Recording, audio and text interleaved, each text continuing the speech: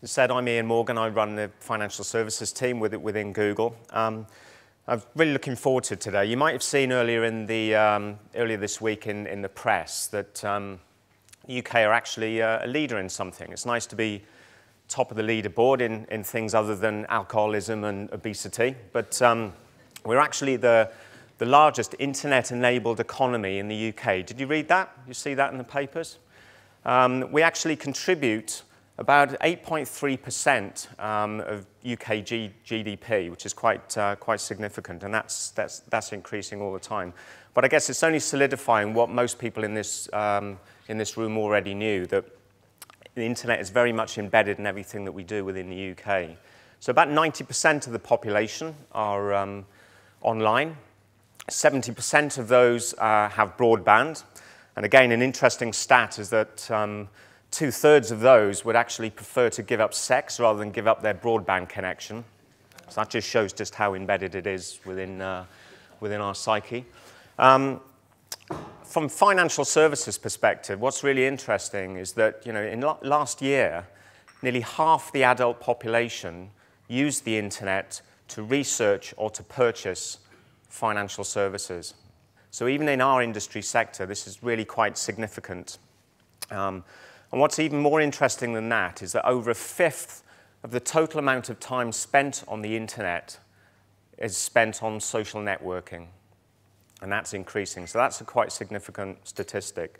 And it's become fundamentally important for organizations to understand exactly how social networking can influence the overall purchase cycle for any product, and particularly financial services in the UK.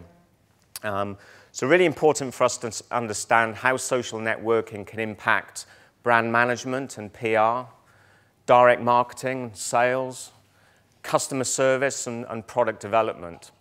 So where do you focus your efforts on? Is it a single component of those things? Is it all of those things thrown together?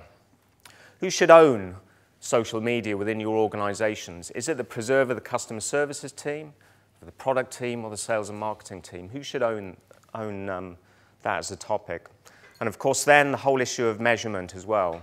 How do you prove the impact of social media? And how do you measure the ROI within the overall marketing mix? So quite fundamental questions, and I'm hoping in the course of today we will discuss and hopefully add some value to those questions and many more, I'm sure. So as Philip was saying, Marketforce have put together a pretty impressive range of speakers and panelists for today's event. And they'll be sharing their views and opinions of how social media is used within their own organizations. And they will help to stimulate the debate for the rest of the day. And what I would stress is that it should be very much an interactive session, okay? The itinerary today is very much structured in that way. We've got some good peer-to-peer sessions throughout the course of the day, and we've got ample opportunity to ask questions. So I think, you get out of today what you put in. I would encourage you to be open-minded about what you hear today. I would encourage you to ask plenty of questions.